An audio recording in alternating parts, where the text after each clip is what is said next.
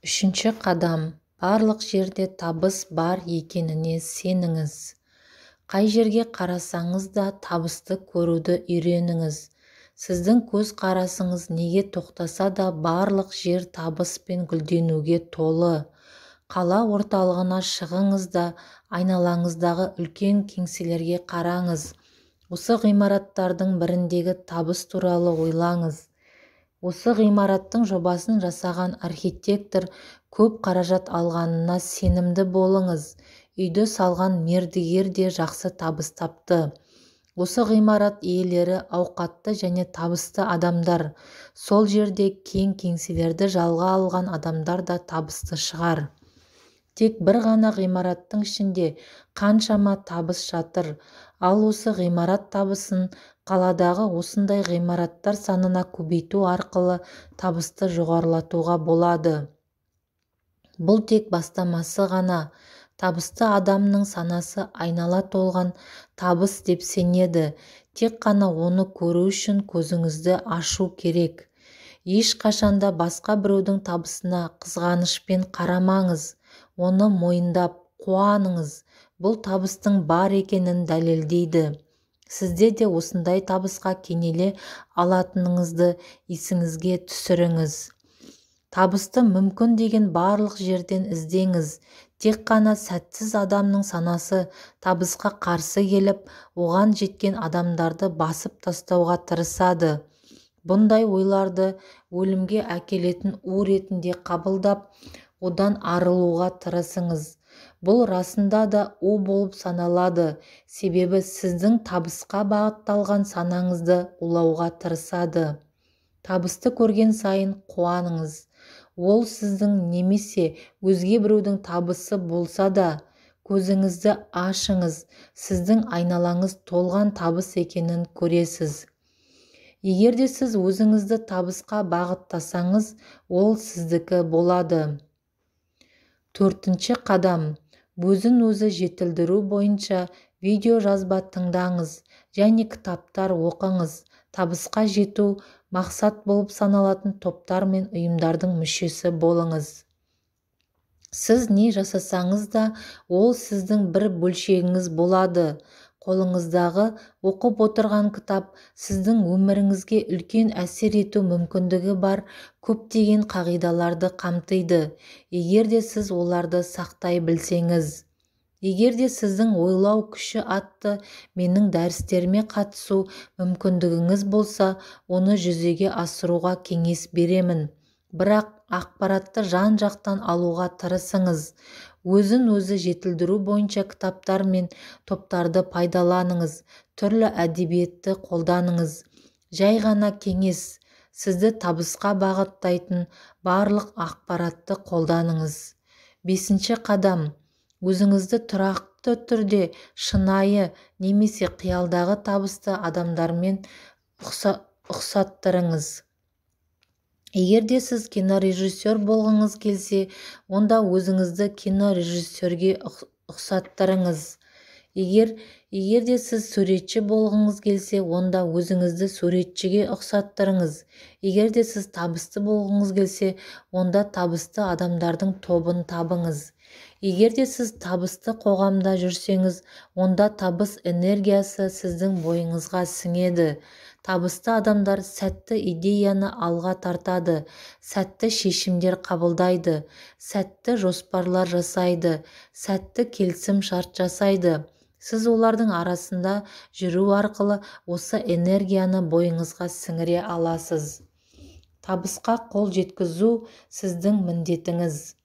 Өмірде өз мақсатыңызға жету арқылы сіз тек өзіңіздің ғана бақытқа кенелтпейсіз, сонымен қатар өзге де адамдарға да өздерінің табыстары үшін күресуге көмектесетініңізді тереңірек ұғыныңыз. Табыс ешқашанда өзгелердің бірдеңеден айырылып қалуына әкелмейді. Керісінше, оларға көмектесіп, табыс әкеледі. Қаншалықты экономика сәтті дамыса, соншалықты әр адам үшін мүмкіндіктер бар.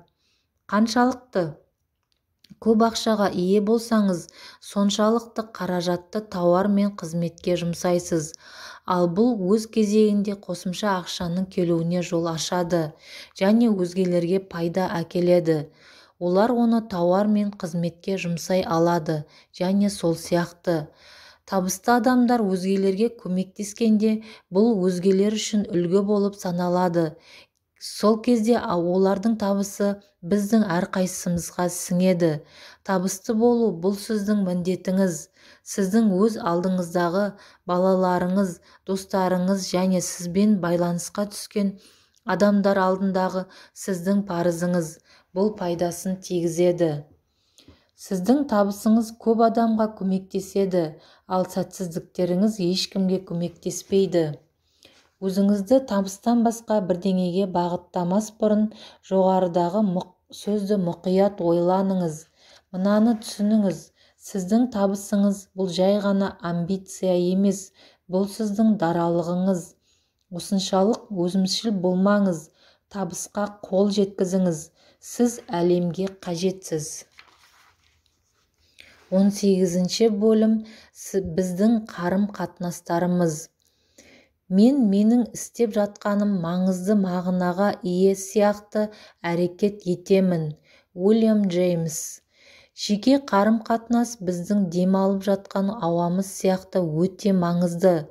Барлығымызға достар, сүйікті серіктес адамдар керек, яғни біздің қуаныштарымызды, қайғымызды, қорқынышымыз бен табысымызды бірге бөлісетін адамдар керек. Бұл барлық қатынастар бізді терең деңгейде байытады. Біздің бәрімізге достық, махаббат, біреуге керек болу сезімі қажет болғанымен де бір-бірімізге қол ұшын бере алмай немесе қол ұшын беруге мүмкіндік болмай бір-бірімізден алшақ болып қаламыз. Ал бұл қарым-қатынас түсіністікке жол ашпайды. Адамдармен қарым-қатынастағы мүмкіндіктерді зерттеу үшін жаңа әдістерді және үлкен ынтаны зерттеу керек. Мұны мойындаған соң біз бір-бірімізге тұрақты түрдегі қолдау көзі бола аламыз. Бұл бізге мықты болуға көмектеседі, бір-бірімізді қалай қолдай алатынымызды және бір-бірімізді қалай байыта алатынымызды түсіну керек. Сонда бұл түсіністік қарым-қатынасқа апарар жолда өзгерісті кезең болып саналады. Біз қарым-қатынаста ашық болсақ, адамдар бізге де солай жауап беретінін көреміз. Сезімтал сезімі орнына бұрын болмаған сезім келеді. Еркіндік, сергектік және ояну сезімі. Осындай жағдай болғанда кез келген қарым-қатынас түсіністікке толы, маңызды, байлықты әкелуші болады. Бұдан артық не керек? Әр адам бұл жұлдыз. Әр адам қайталанбас, бірегей және құрметке лайық. Әр адам бұл жұлдыз. Сіздің күйеуіңіз, сіздің әйеліңіз, сіздің ата-аналарыңыз да қайталанбас, бірегей және қызықты. Сіздің достарыңыздың әрқайсысы, бастығыңыз, мейрамхана даяшысы, такси жүргізушісі, өлім аузындағы шал, көрші бала, бұлардың барлығы қайталанбас, бірегей және құрметке лайық. Әр адам оның кім екеніне және қандай орынды иеленетініне байланыссыз ерекше деп ойласаңыз, бұл көзқарас жалпы адам баласына деген сіздің көзқарасыңызды өзгертеді. Мұны түсінсек, біз оларға құрметпен қараймыз.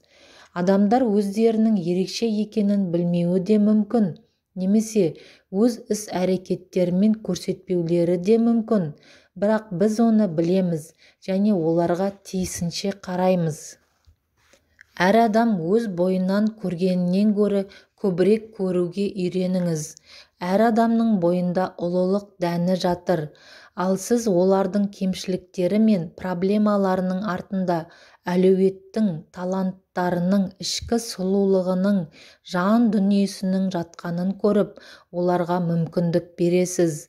Бірнеше жыл бұрын Сан-Францискода дәріс оқу барысында мен адамға жұлдыз сияқты қарасаң, бұл өзгеру әсерін әкелетінін анықтадым. Мен өз отбасыммен және әріптестеріммен елді аралап жүр едім. Бізге бала күтушіні табу қиындыққа соқты, сондықтан да мейірімсіз және қатыгез әйелді жалдауға тура келді.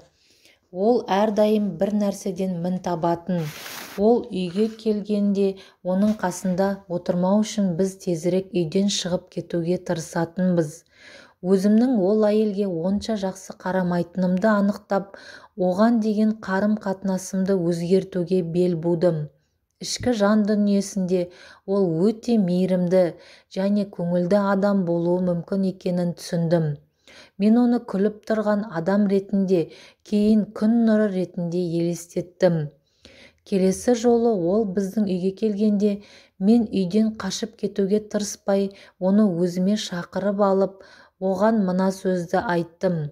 Сіз білесіз бе, әрдайым сіз осы үйге келген сайын, меніңше бұл үйге күн нұры кірген сияқты. Ол маған таң қалып қарап тұрды.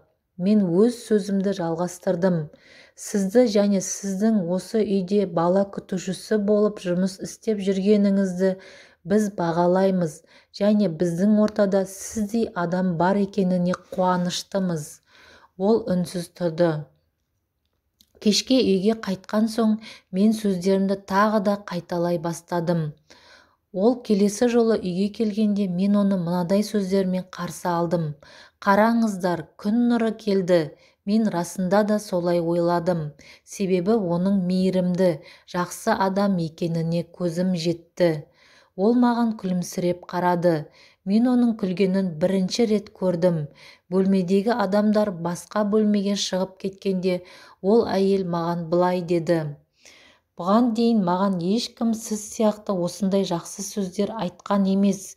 Ешқашан өмірімде бір ретте естімедім осындай сөздерді. Мен таң қалдым. Ол әйелге ешкім ешқашан жылы сөз айтпағанын мен елестете алмадым. Мен оның балалық шағын, оның қаншалықты қиындық көргенін елестеттім. Оның өмірі қандай қиын. Мен оған өз көзқарасымды өзгерткеніме қуандым және бұған дейінгі оған деген қарым-қатынасым үшін ұялдым. Мен оның бойына жағымдылықты қолдайтын энергия сіңіруге тырыстым. Нәтиже таң қаларлық болды. Ол бәрінен мін табуын қойды. Өте мейірімді жанға айналды. Ең қызығы оның бетіндегі әжімдер тартылып, ол 20 жылға жас көрінді. Мұны барлығы байқады. Расында да ол күн нұрына айналды. Бұл жағдай адамдарға деген менің көз қарасымды мәңгілікке өзгертті. Адамдар құрметке лайық деп мойындасаңыз, олар өздерін тиісінше ұстайды. Сіз адамдардың жақсы жақтарын көріп, оларға мүмкіндік бересіз. Мүмкін олар өздерін ұлы немесе бірегей ретінде санамайтын шығар. Мүмкін олар өздерін түкке тұрмайтын адам сияқты санайтын шығар. Сондықтан да олардың айнасы болыңыз. Олардың мүмкіндіктерін көріп тұрғаныңызды көрсетіңіз. Мұны өздеріңіздің іс-әрекетіңізбен, сөздеріңізбен, ойларыңызбен, немесе сезімдеріңізбен көрсетіңіз. Әр адамның өмірі маңызды. Әр адам өз пайдасын тигізе алады. Әр адамға бірегей, ерекше адам ретінде қараңыз. Сіздің қолдауыңыз біреудің өмірінде өзгерісті сәт болуы мүмкін. Сондықтан да адамның сыртқы бейнесіне алданып, оның ұлылығын көре алмай қалмаңыз. Әр адамға сеніп, әр адам бойында ең жақсы қасиетті іздеңіз. Егер де әр адамға осылай қарасаңыз, сіздің олармен қарым-қатынасыңыз өзара түсіністікке ие болып, қарапайым ғана араласу сізге және оған үлкен жылулық сезімін әкеледі. Біз адамдарға көмек көрсету, сүю және бір-бірімізбен бөлісу қабілетіне иеміз. Бұны жасау үшін тек қана оны қалау керек. Бір-біріңізге қамқорлық жасаңыз, себебі бәріміз адам баласымыз ғой. Біз адам баласы өте сезімталмыз. Егер күмәндансаңыз өзіңізге қараңыз. Сізді ренжіту өте жеңіл ғой. Егер адамның жан дүниесі ауырса, онда ол өзге адамды ренжітуге тырысады. Мен өзімді мұқият зерттеп осыны түсіндім. Егер де мен қатал болсам немесе басқа адамды ренжітсем, онда мен ішкі жан дүниемде қайғы шектім. Егер де сіз біреу ренжітсе, осыны есіңізде ұстаңыз, өзіңізден сұраңыз, бұл адам не үшін ренжіп жүр? Оған мейірімді көзқараспен қараңыз. Оның ішкі жан дүниесіндегі күйініші оған қуаныш әкеп жатқан жоқ. Адамдардың қандай қорқыныш, ренжу, көңіл қалу, қиыншылық сезімдерін бойында ұстап жүргендерін білмейміз ғой. Ескі мәтелді айтқандай, оның аяқ киімімен 1 миля жүріп өткенге дейін оны сөкпе. Ойлау күші атты менің дәрісімді тыңдап жүрген бір келіншек жұмысынан кетпек болды. Себебі оның әріптесі өте нашар адам болатын. Менің шәкіртім ол әйелді мүлде қабылдамады. Олар мүлде сөйлеспейтін. Бір жағдай 1 жылға созылды. Бұдан соң менің шәкіртім бір өзгеріс енгізбекші болды. Менің шәкіртім әріптесінің жан дүниесін мазалаған проблема бар екенін сезіп, осы күннен бастап оған ренжімей, ол туралы жақсы ойлаймын деп шешті. Оның әріптесі әрдайым өзін жаман қырынан көрсеткен сайын менің шәкіртім ол туралы жақсы ойлады. Менің шәкіртім әріптесінің жаман қылықтарына мән бермей, оны әрдайым қолдап, ол ішкі жан дүниесінде ерекше, бірегей, құрметке лайықты адам деп ойлады. Әр кеш сайын әріптесін жақсы, жайдары адам ретінде елестетті. Бұл әйелдің ішкі жан дүниесінде осындай екенін білді. Өзін және өзгенің әріптесін жақсы құрбылар ретінде елестетті. Нәтижесінде ол өз әріптесіне жақындап, онымен сөйлеспегені үшін кешірім сұрады және құрбылар сияқты араласқысы келетінін айтты. Әйел ештеңе айтқан жоқ, бірақ қатты таңғалды. Уақыт өте келе оның көңіл күйі өзгере бастады. Қазір олар жақсы құрбылар және жұмыстағы атмосфера қолайлы және жайлы. Бұндай жағдай ылғи да болып тұрады. Мен өмірімде осындай оқиғаларды көп естідім. Яғни туыстарына және әріптестеріне деген ойларын өзгертіп, қарым-қатынастарын да өзгерткен. Қанша екенін санай да алмаймын. Сіз адамдарға деген өз қарым-қатынасыңызды өзгертсеңіз, олар сізге басқаша қарайтын болады. Адам баласы көп деңгейде бір-біріне өте сезімтал келеді. Сондықтан да бойымызда адамдар жайлы қалыптасқан ойларға өте қатты әсер етеміз.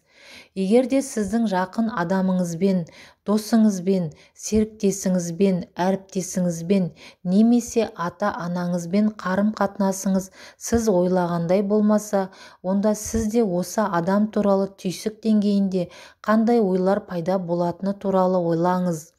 Мүмкін сіз өзіңізге ұнамайтын қасиеттерге баса назар аударып, оны күшейтіп жатқан шығарсыз. Қарым-қатынаста басқа салада болса да, біз неге сенсек, нені күтсек, нені ойласақ, соған қол жеткіземіз. Кез келген қарым-қатынаста көптеген мүмкіндіктер бар. Әрине, егер де сіз өз ойларыңызға тәжірибе жасауға дайын болсаңыз. Көздік бейнелер сіздің адамға деген қарым-қатынасыңыздың өзгертуге көмектеседі және сіздің қарым-қатынасыңыздың иесі болуға мүмкіндік береді. Сондықтан да жағымсыз қарым-қатынасқа мән бермей, өз қарым-қатынасыңыздың иесі болыңыз. Өзіңізге лайықты қарым-қатынасты өзіңізге жақындатыңыз. Өзіңізге идеалды жұбайды қалай жақындатуға болады? Бірінші қадам. Сізге лайық болатын адамды елестетіңіз. Сіз қандай қасиет іздейсіз? Сізде тәндік идеал бар ма? Сондай адамның қасында өзіңізді бірге серуендеп жүргеніңізді, қуанып жүргеніңізді, онымен бірге өткізген махаббат пен нәзіктік сезімін елестетіңіз.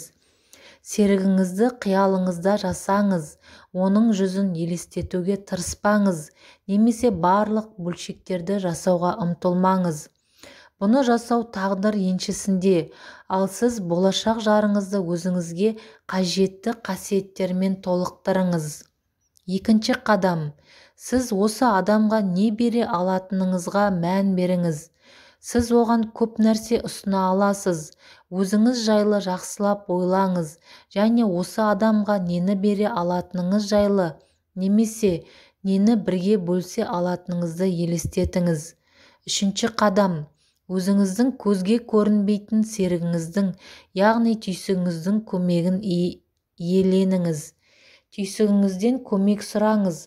Қандай жағдай осындай адамды кездестіре аласыз? Ішкі дауыс бөлімін оқып, түйсігіңіз көрсететін идея мен ережелерді ұстаныңыз. Төртінші қадам. Мынаны ойластырыңыз. Өмірде сізбен болғысы келген, сіз бере алатынды бөліскісі келетін мыңдаған адам бар. Сіздің идеалды серігіңізбен кездесу мүмкіндігін жүзеге асыру мақсатында сіздің көзіңіздегі образдарыңыз, арманыңыз бен ішкі даусыңыз күштерді қозғалысқа әкеледі. Есіңізде ұстаңыз, бұл адам сізге ұқсас адамды іздестіріп жүр. Іскерлік қарым-қатынасты қалай жақындатуға болады? Бірінші қадам. Өзіңіз жұмыс жасағыңыз келген адамды елестетіңіз. Ол қандай байланыстарға, таланттарға, ақпаратқа немесе білімге ие болуы керек? Егер де сізге жапон тілінде шамалы сөйлеп, маржан ұстайтын адам керек болса, онда оны елестетіңіз.